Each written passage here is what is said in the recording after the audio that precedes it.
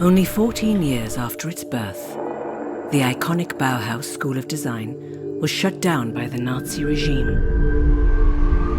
Many treasures and unfinished masterpieces were left behind, lost to the world.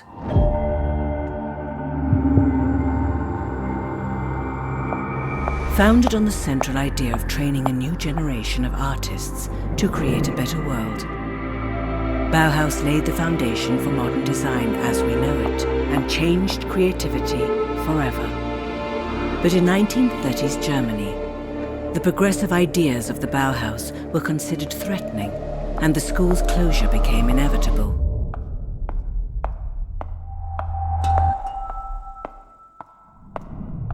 But sometimes, what's been lost to history can be brought back.